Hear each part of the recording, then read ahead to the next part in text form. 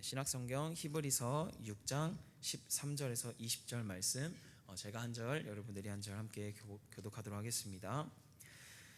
하나님이 아브라함에게 약속하실 때에 가르쳐 맹세할 자가 자기보다 더 큰 이가 없으므로 자기를 가르쳐 맹세하여 이르시되 내가 반드시 너에게 복주고 복주며 너를 번성하게 하고 번성하게 하리라 하셨더니, 그가 이같이 오래 참아 약속을 받았느니라. 사람들은 자기보다 더 큰 자를 가리켜 맹세하나니 맹세는 그들이 다투는 모든 일의 최후 확정이라.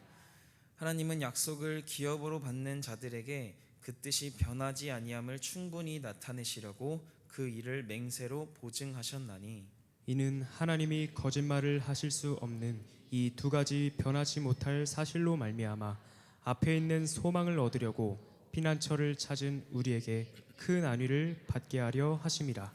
우리가 이 소망을 가지고 있는 것은 영혼의 닷 같아서 튼튼하고 견고하여 휘장 안에 들어가나니, 그리로 앞서 가신 예수께서 멜기세덱의 반차를 따라 영원히 대제사장이 되어 우리를 위하여 들어가셨느니라. 아멘. 오늘 말씀을 위해서 잠시 기도하겠습니다. 오늘도 살아계셔서 역사하시는 하나님 아버지, 오늘도 복된 하루 허락하시고 주일에 주님의 성전에 나와 온 성도가 함께 예배 드릴 수 있게 하심에 감사드립니다. 새벽부터 오후까지 주님의 말씀으로 결단하게 하시고, 우리가 말씀을 듣는 것에 있어서 듣는 귀가 열리게 하시고, 또 마음이 주님 앞에 상달되어 하나님의 말씀이 우리 안에 숨쉬게 되는 것을 느끼게 되는 시간 되게 하여 주시옵소서. 예수님의 이름으로 간절히 기도하였습니다. 아멘. 네, 할렐루야.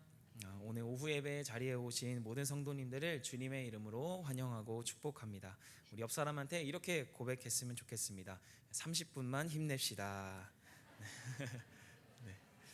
네, 우리 한 번만 더 할까요? 네, 소중한 30분 되기를 소망합니다.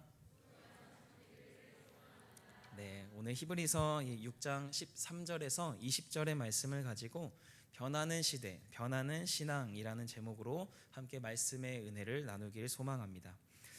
여러분들은 이 챗 GPT라는 프로그램을 아시나요?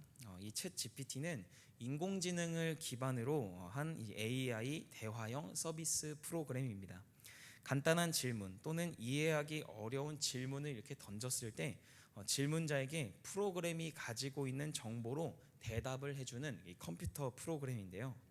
이 챗 GPT라는 프로그램의 등장으로 인해 많은 사람들의 또 많은 직업들이 뜻밖의 수혜를 보고 있다는데요. 바로 그 중에 이제 한 사람이 바로 이 강단에서 설교를 선포하는 목회자입니다. 간단한 성경적 문답과 질문을 넣어서 설교를 작성해 달라라고 질문을 하면 이 챗 GPT 프로그램이 알아서 설교를 작성해 준다라는 것입니다. 저는 이 인공지능 프로그램을 평소에 사용하진 않지만 오늘 말씀을 위해서 한번 이렇게 예문 앞에 써 보았는데요. 물론 오늘 설교를 써달라고 한 것은 아닙니다. 근데 예시로 이렇게 질문을 한번 던져봤어요. 요한복음 1장 1절을 가지고 중학생들이 알아듣기 쉽게 간단한 인사와 세 가지의 대지를 가지고 설교문을 작성해 주세요라고 이렇게 적었어요.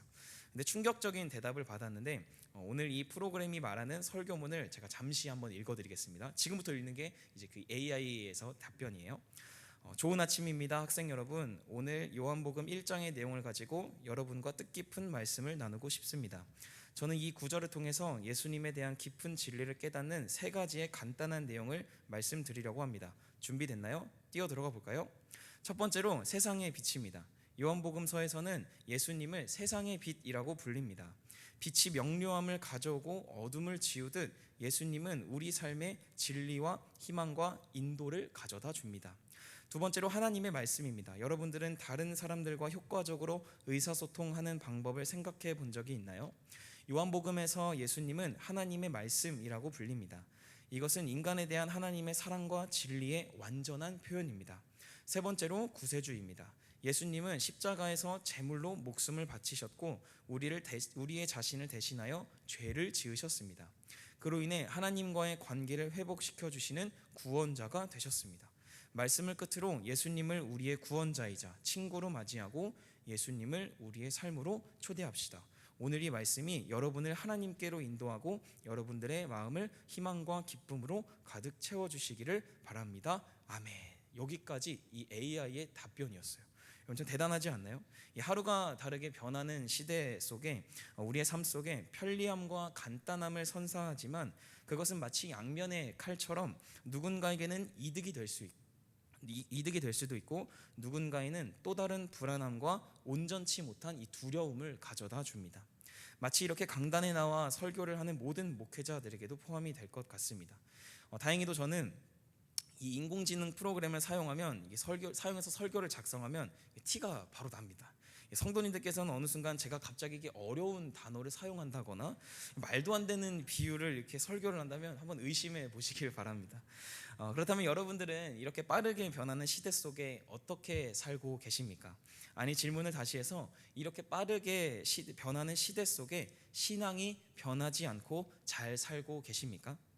오늘 저는 이 히브리서의 말씀을 통해서 우리의 신앙이 점차 세상이 빠르게 변하는 것에 반비례해서 이 세상의 흐름에는 우리의 삶을 맞추고 있지만 우리의 믿음과 신앙은 아이러니하게도 이 뒤처지는 것에 대해 알아보고 우리의 믿음이 어디서부터 왔는지 또 어떤 신앙과 믿음으로 살아가야 하는지 이 세 명의 인물들을 통해서 알아보기를 소망합니다. 먼저 여러분, 이 믿음이라는 것이 무엇입니까? 어떤 대상이나 사실 또 사람을 믿는 마음이 믿음입니다. 또 다른 뜻으로는 초자연적인 절대자에 대해 두려워하고 경건히 여기며 사랑, 자비, 의뢰심을 갖는 것이 이 믿음의 사전적인 의미입니다. 제가 예전에 한 침대 광고를 본 적이 있습니다. 한 아이가 이 침대 위에서 이렇게 높이 뛰면서 놀고 있는데 옆에 아빠는 편하게 아무런 미동도 없이 잠을 자고 있는 광고였습니다. 어린 시절 저는 이 광고를 보고 침대 위에 저렇게 아빠가 흔들리지 않네? 라는 것을 눈으로 학습하고 물이 담긴 컵을 올려놓고 똑같이 침대 위에서 뛰어보았습니다. 네, 그 결과 여러분 어떻게 될까요? 물컵은 당연히 쏟아지겠죠. 이 광고에 나온 대로 되지 않고 오히려 어머니에게 이 등짝을 맞는 경험을 통해 TV에 나온 침대 광고는 거짓이구나 라는 것을 몸소 느끼게 되었어요. 이렇게 많은 사람들이 눈으로 보는 것을 토대로 무엇이 생긴다고 말하냐면 믿음이 생긴다고 말합니다. 직접 보고 경험하고 어떤 것인지 직접 체험해 보아야만 믿음이 생긴다고 말하고 있습니다. 그러나 성경에서 말하는 믿음은 우리가 보여지는 것으로 시작된다고 말하지 않습니다. 믿음은 보지 않고 믿는 것이 진짜 믿음이기 때문입니다. 이 믿음장이라고도 하는 히브리서 11장의 내용을 보면 이렇게 쓰여 있습니다. 믿음은 바라는 것들의 실상이요 보이지 않는 것들의 증거니 선진들이 이로써 증거를 얻었느니라. 또한 이런 보이지 않는 믿음을 믿고 행했을 때에 오는 이 결과가 무엇입니까? 마찬가지로 히브리서 11장 6절인데요. 믿음이 없이는 하나님을 기쁘시게 하지 못하나니 하나님께 나아가는 자는 반드시 그가 계신 것과 그가 자기를 찾는 자들에게 상 주시는 이심을 믿어야 할지니라. 이것이 바로 이 믿음이 생기는 과정과 믿음으로 인한 행동으로 얻어지는 결과입니다. 이런 믿음을 바탕으로 우리는 마음속에 하나님을 믿고 또 하나님의 말씀을 깨닫는 신앙이라는 것이 생기게 됩니다. 그 신앙으로 예배를 드리고 또 이 자리에 이렇게 교회에 나오게 되는데요. 많은 사람들이 신앙과 믿음이 한 번에 무너지는 결정적인 사건이 나오게 되었습니다. 바로 2019년에 발생한 코로나19 사태인데요. 이 코로나 바이러스는 우리의 믿음과 신앙을 흔들기에 아주 충분한 환경을 만들어 버렸습니다. 예배를 유튜브 생중계, 즉 온라인으로 드리게 되었고 헌금을 계좌이체로 하게 되고 예배 앞에 비대면이라는 단어가 붙게 되면서 많은 성도들이 교회에 오지 않게 되었습니다. 그때 당시 많은 분석가들과 목사님들이 이렇게 이야기하였습니다. 이제 예전처럼 예배하고 돌아가는 것이 불가능하게 되었다. 시간이 흘러 이제 마스크를 의무적으로 쓰지 않아도 되는 상황이 되었는데요. 그 결과 예배 상황은 이전처럼 우리가 돌아는 갔습니다. 그러나 많은 성도들이 교회에 나오지 않게 되었습니다. 빠르게 변해가는 시대 속에 다른 교회의 유튜브를 한번 찾아보게 되고, 어차피 우리 교회도 온라인으로 드리는데 다른 교회 들어가 보면 어때? 라는 마음이 생기게 되고, 또 이제는 TV에 방영되는 1시간 남짓의 드라마마저 유튜브에 이렇게 10분 요약으로 생기게 되는 상황이 나오게 되면서 3, 40분의 설교 말씀을 듣지 않게 되었고, 또 설교 요약본이라는 것을 찾아보게 되는 상황이 지금 한국 교회에 처한 현실이 되고 말았습니다. 과연 이런 상황이 성도들에게 있어서 믿음이 없어서일까요? 또는 신앙심이 아예 없어져 버린 것일까요? 오늘 함께 볼 성경 인물 3명은 이 세상이 빠르게 변하는 시대와 환경 속에서 흔들리지 않는 믿음을 보여준 사람들입니다. 함께 말씀을 보면서 혹시나 뒤처졌던 신앙이 있다면, 또는 회복해야 할 믿음이 있다면 인물들의 특징적인 믿음의 3단계를 보면서 함께 결단하며 나아가기를 소망합니다. 첫 번째로 1단계인 아브라함의 오래 참았던 믿음입니다. 아브라함은 하나님의 음성을 듣고 자신의 집과 고향을 떠난 사람입니다. 창세기 12장 1절과 2절에 보면 이렇게 쓰여 있습니다. 여호와께서 아브라함에게 이르시되 너는 너의 고향과 친척과 아버지의 집을 떠나 내가 내게 보여줄 땅으로 가라. 내가 너로 큰 민족을 이루고 내게 복을 주어 내 이름을 창대하게 하리니 너는 복이 될지라. 여러분, 이 말씀은 신기하게도 하나님께서 아브라함에게 가장 처음으로 말씀해 주신 첫 대화입니다. 하나님께서는 자신을 소개하지도 않으시고 자신이 어떤 분이라는 것인지 설명조차 없었으며, 그런 상황에 아브라함에게 말씀하신 첫 마디가 고향집을 떠나라 라는 음성이었습니다. 아브라함이 믿음이 있었던 것도 아니었습니다. 자신이 많은 무리의 아버지라는 뜻을 가진 아브라함으로 이름을 바꾸게 될 줄도 몰랐습니다. 그런데 누군지도 모르는 여호와라는 분의 음성이 들렸고, 다짜고짜 자신에게 너는 많은 자손을 낳게 될 것이고 너는 그로 말미암아 복이 될 거야 라고 말씀하시는 상황에 아브라함은 하나님의 음성을 믿고 따르기로 결심하였습니다. 이때 아브라함의 나이는 창세기 12장 4절에 보면 알 수 있듯이 75세였습니다. 또한 하나님께서 아브라함에게 말씀하신 너는 복이 될지라 라고 말씀하신 것에 이 복이라는 단어의 뜻을 보면 히브리어로 베라카라는 단어를 사용했는데, 그 뜻이 하나님을 찬양하다, 하나님을 높여드린다 라는 뜻을 가지고 있습니다. 아무것도 가진 것이 없었던 아브라함에게, 심지어 여호수아 24장 2절에 나와 있듯이 다른 우상을 섬기는 아브라함의 아버지 데라의 잘못된 믿음이 있었음에도 아브라함은 하나님의 음성을 믿고 따르는 것을 선택합니다. 자칫 아버지의 잘못된 믿음을 따라 다른 우상을 섬기면서 살 수밖에 없었던 아브라함을 하나님께서 선택하시고, 그 선택에 아브라함은 순종하여 발걸음을 옮겼음을 알 수가 있습니다. 이 아브라함이 이렇게 좋지 않았음에도 불구하고, 상황이 이렇게 좋지 않았음에도 불구하고 어떤 모습으로 하나님께 나아갔습니까? 오늘 본문 말씀 15절에 보면 그가 이같이 오래 참아 약속을 받았다라고 말하고 있습니다. 아브라함이 하나님의 말씀을 듣고 끝까지 견디면서 신앙을 잃지 않았던 것에는 그가 오래 참음으로 말미암아 믿음이 흔들리지 않았음을 알 수가 있습니다. 여기서 우리는 1단계 믿음인 오래 참음을 통해 변하는 시대 속에 흔들리지 않는 신앙을 깨달아야 합니다. 사람들이 느끼기에 가장 불안한 것이 무엇이냐라고 질문해 본다면 아직 일어나지 않은 일에 대해 두려워하는 것이 가장 큰 불안함이라고 느낄 것입니다. 또한 나의 앞날이 막막할 때, 무슨 일이 일어날지 모르는 그런 상황이 가장 큰 두려움을 초래하게 됩니다. 지금 아브라함의 상태가 이런 불확실함 속에서 그가 믿어야 할 존재는 어떤 가정도, 아버지도, 주변 사람들도 아닌 하나님만 믿고 살아야 하는 상황인 것입니다.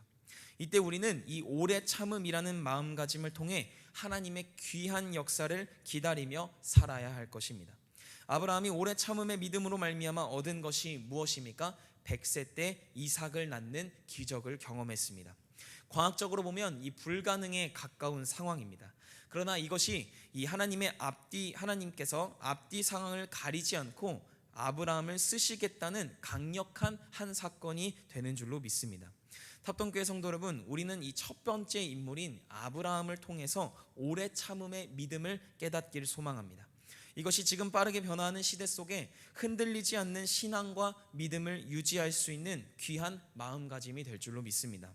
어찌 보면 대책이 없어 보이는 결단인 것처럼 보여도 하나님의 계획을 믿고 의지하는 것에 오래 참음으로 나아가는 모든 성도님들 되시기를 소망합니다. 두 번째로 2단계인 다윗이 경험한 고난 속의 믿음입니다. 믿음의 아버지 이 아브라함의 뒤를 이어 우리가 또 살펴보아야 할 인물이 있다면 바로 이스라엘의 두 번째 왕 다윗입니다.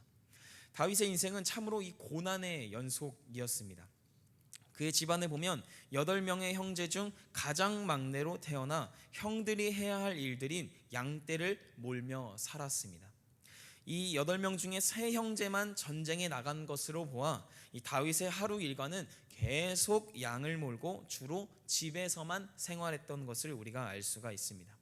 하루는 블레셋이라는 나라가 침입하여 이 블레셋의 장수 중 골리앗이 이스라엘 군대를 모욕한 사건을 맞이하게 됩니다. 다윗의 아버지 이새는 이런 아들들이 걱정되어 다윗에게 형들에게 줄 도시락을 주면서 형들이 잘 살고 있는지 증거물까지 가지고 오게 합니다. 이로써 전쟁에 참여할 수 없었던 다윗이 형들의 안부를 묻기 위해 뜻밖의 전쟁에 참여하게 되었습니다. 그 뒤로는 우리가 너무나도 잘 알고 있는 말씀이죠. 이스라엘의 하나님을 모욕한 골리앗의 대가는 성인도 아닌 정식 군사도 아닌 중학생밖에 되지 않는 어린 다윗에게 물맷돌을 맞으며 죽게 되었습니다. 처음에는 하나님께서 수많은 백성들 중에 어린 다윗을 사용해서 이스라엘이 겪는 고난을 이기게 하셨습니다.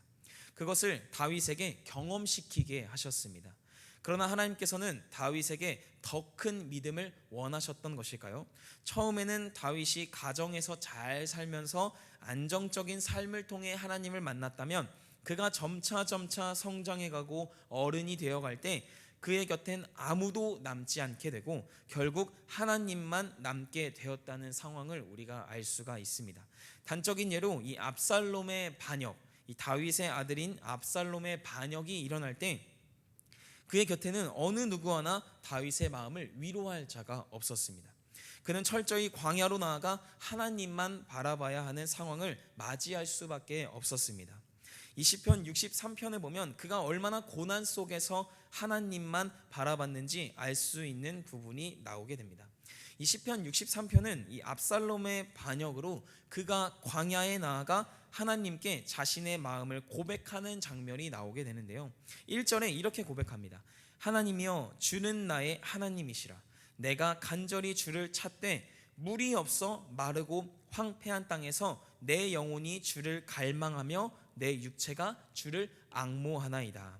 여러분, 이것은 무엇을 의미하겠습니까? 이 사막에서 광야에서 가장 필요한 것이 물인데 지금 광야에 나와 있는 다윗이 물보다 어찌 보면 자신의 생명보다 더 귀한 물보다 하나님을 더 찾았고 내 생명보다 하나님을 더 원한다라고 고백하고 있는 것입니다. 그 뒤에 3절과 4절의 고백이 우리가 찬양할 때 많이 고백한 가사의 일부분인데요. 우리 다 함께 3절과 4절을 우리 한 목소리로 함께 읽어보도록 하겠습니다. 시작. 주의 인자하심이 생명보다 나음으로 내 입술이 주를 찬양할 것이라. 이러므로 나의 평생에 주를 송축하며 주의 이름으로 말미암아 나의 손을 들리이다. 아멘. 바로 이 하나님이시여라는 이 찬양 가사의 일부분인데요.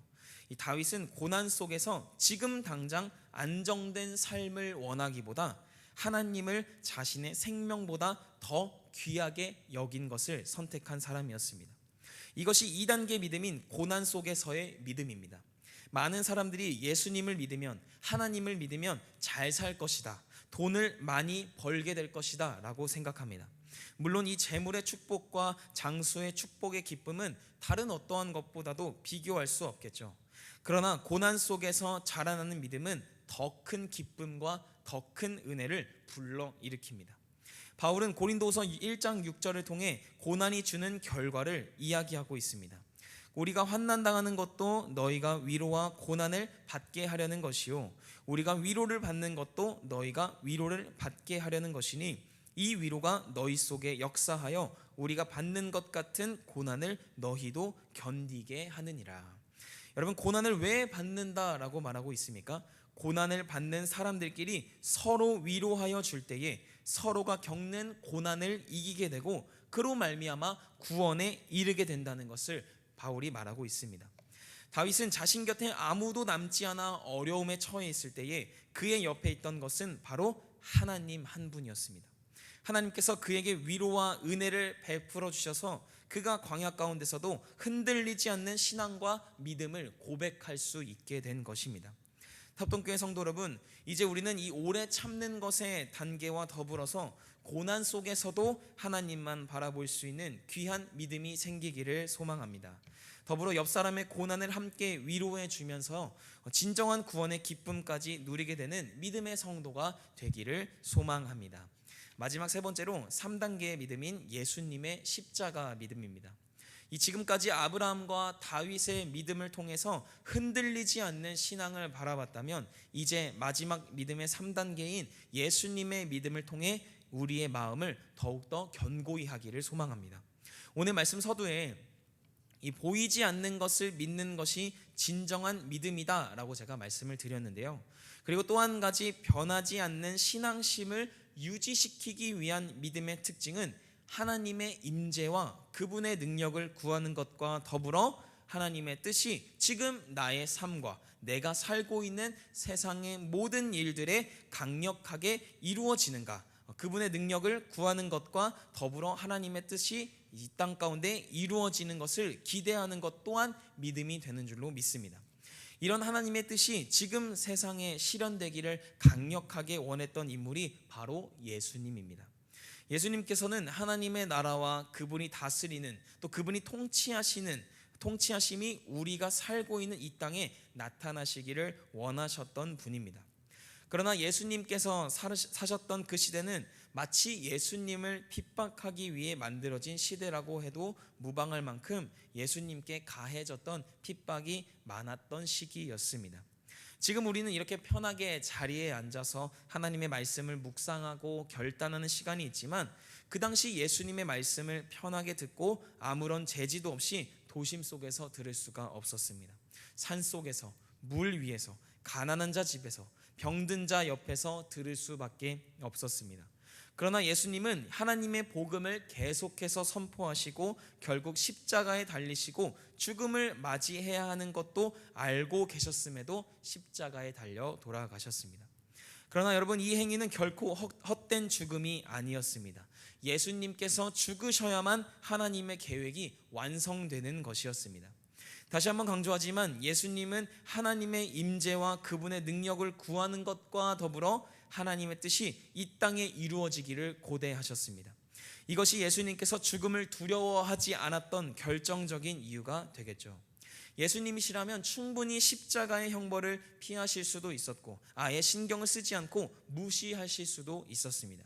그러나 예수님께서는 죽음이 다가오는 순간에서 스스로 변하지 않는 신앙의 본보기가 되어주셨고 이 십자가에 달리는 실천적인 믿음을 통해 모든 인류가 구원을 받게 되었습니다.